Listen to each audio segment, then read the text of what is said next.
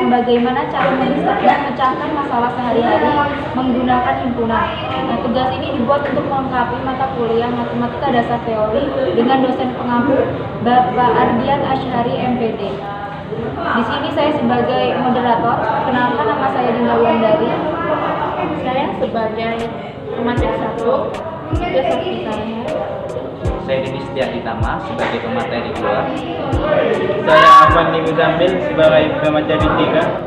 Rumusan masalah yang kami ambil berdasarkan latar belakang adalah tentang pengertian dari himpunan, bagaimana bentuk penerapan konsep himpunan dalam pemecahan masalah, dan apa saja kegunaan atau manfaat dalam kehidupan sehari-hari.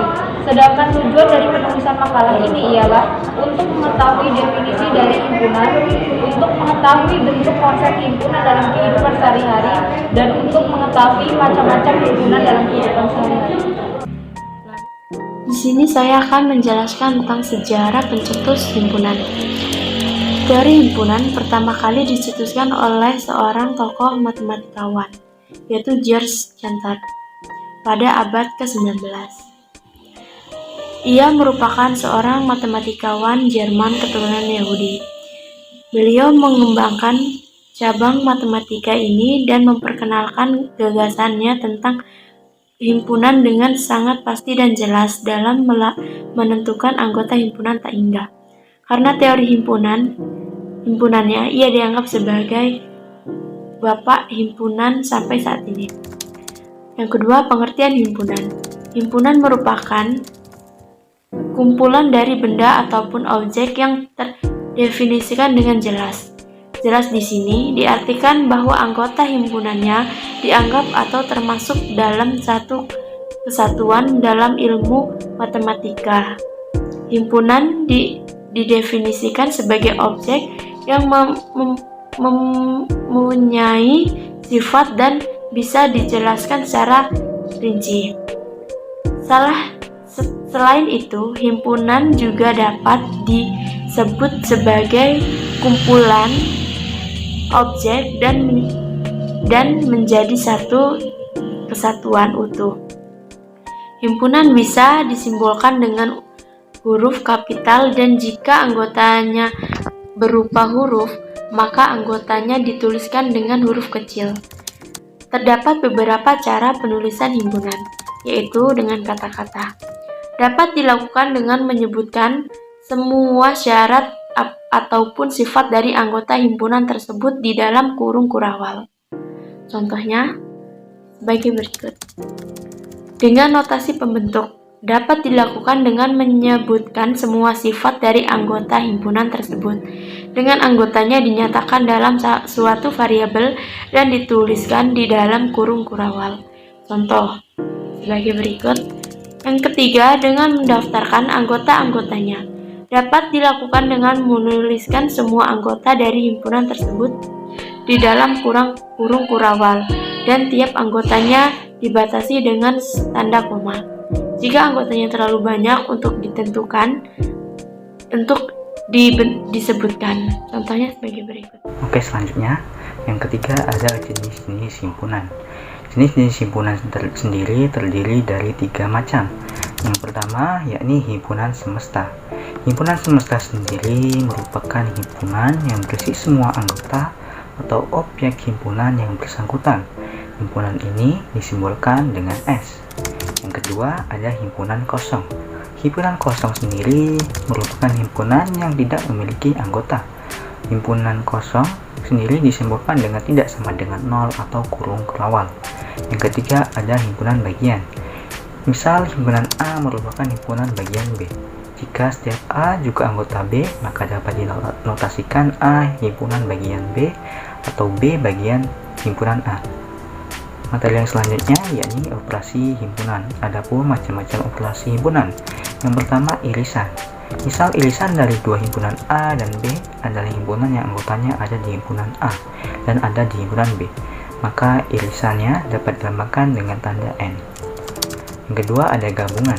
Misal gabungan dari himpunan A dan B adalah himpunan yang anggotanya merupakan gabungan dari anggota himpunan A dan himpunan B. Gabungan sendiri dapat dilambangkan dengan tanda U. Yang ketiga ada selisih. Misal A selisih B.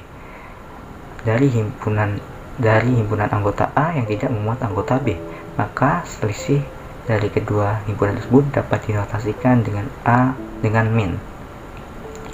Yang selanjutnya ada komplement. Komplement suatu himpunan merupakan unsur-unsur yang terdapat pada himpunan universal, kecuali anggota himpunan tersebut. Komplement A sendiri dapat digabungkan dengan A komplement.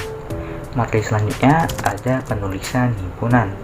Adapun 4 cara dalam menuliskan himpunan. Yang pertama dengan menyebutkan semua anggotanya atau roster. Caranya dengan melapis kurung kurawal dan antar anggota dipisahkan dengan tanda koma. Metode ini disebut juga dengan tabulasi. Yang kedua dengan menyebutkan syarat anggota-anggotanya. Metode ini dapat juga disebut dengan deskripsi. Yang ketiga menggunakan notasi pembentuk himpunan. Caranya dengan menuliskan ciri-ciri dan sifat umum dari setiap anggotanya. Yang keempat, ada himpunan juga bisa disajikan secara grafis atau biasa disebut dengan diagram Venn. Representasi himpunan menggunakan diagram Venn sendiri ditemukan oleh seorang matematikawan bernama John Venn pada tahun 1881. Ia menggambarkan himpunan dengan segi 4 dan himpunan lainnya dengan lingkaran di dalam segi 4 tersebut. Saya sebagai pemateri ketiga akan menjelaskan tentang penerapan konsep himpunan dalam pemecahan masalah. Berikut ini adalah prinsip-prinsip yang digunakan untuk menyelesaikan sebuah himpunan. Yang pertama, nilai A irisan B sama dengan nilai A ditambah nilai B dikurang A gabungan B. Yang kedua, nilai semesta sama dengan nilai A ditambah nilai B ditambah nilai A irisan B dikurang nilai A gabungan B. Yang ketiga adalah A gabungan B sama dengan nilai A ditambah nilai B ditambah nilai A irisan B dikurang nilai semesta. Selanjutnya saya akan menjelaskan tentang contoh soal penerapan himpunan dalam kehidupan sehari-hari. Contoh soal yang pertama adalah dari 40 orang guru, ternyata diketahui 24 orang suka minum teh celup dan 18 orang guru suka minum kopi luwak dan 5 orang guru tidak menyukai kedua-duanya. Maka pertanyaannya adalah tentukanlah berapa banyak guru yang menyukai kedua-duanya. Maka diketahui nilai semestanya sama dengan 40 orang guru, NA-nya sama dengan 24 orang guru atau yang suka dengan teh celup, dan NB-nya sama dengan 18 orang guru atau yang suka dengan kopi luwak, dan yang tidak suka keduanya adalah 5 orang guru atau A irisan B. Yang ditanya adalah yang menyukai keduanya atau A gabungan B.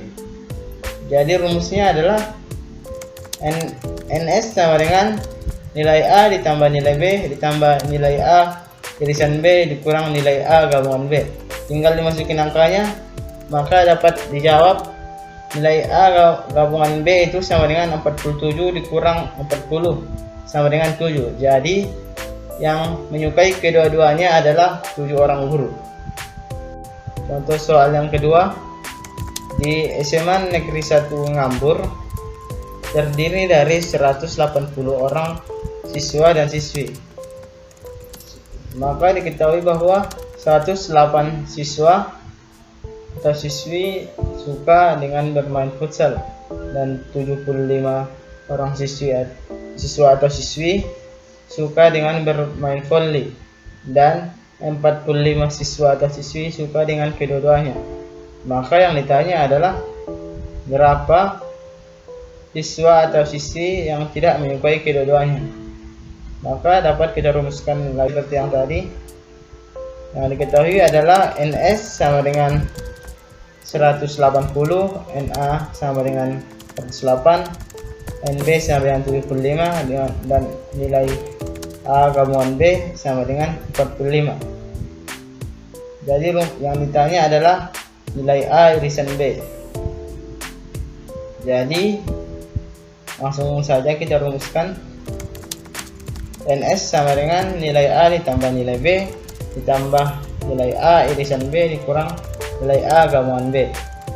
Tinggal masukkan angka, maka dapat dijawab nilai A irisan B itu sama dengan 180 dikurang 133 atau sama dengan 47 orang. Jadi yang tidak menyukai kedua-duanya adalah 47 orang. Lalu apa saja manfaat dari himpunan dalam kehidupan sehari-hari? Ada cukup banyak manfaat dari himpunan yang dapat kita temukan dalam kehidupan sehari-hari. Di antaranya yang pertama, membantu mempelajari logika, yaitu dalam berpikir logis, kritis, metodis, teratur, dan sebagainya. Yang kedua, meningkatkan kemampuan berpikir cermat, yaitu objektif dan abstrak.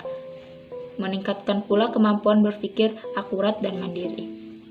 Selanjutnya, kesimpulan yang dapat kita ambil pada materi hari ini adalah bahwa himpunan adalah kumpulan dari objek tertentu yang memiliki definisi yang jelas dan dianggap sebagai satu kesatuan.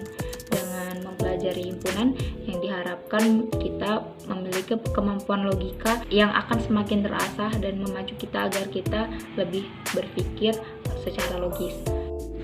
Tanpa kita sadari, begitu banyak manfaat dari belajar matematika yang dapat kita temukan dalam kehidupan sehari-hari. Begitu pentingnya pelajaran matematika ini karena juga matematika terdapat di berbagai bidang, yaitu bidang ekonomi, pendidikan, dan bidang lainnya. Oleh karena itu, di sini saya sebagai moderator menyarankan kepada teman-teman agar teman-teman lebih serius dalam belajar matematika, karena pelajaran matematika ini tidak menyeramkan, dan jangan pula menyepelekan pelajaran matematika ini, karena mau bagaimanapun matematika sangat dekat dengan kita dan tidak mungkin terpisahkan dalam kehidupan kita. Sekian presentasi yang dapat kami sampaikan, kurang lebihnya kami mohon maaf. Kami akhiri. Wassalamualaikum warahmatullahi wabarakatuh.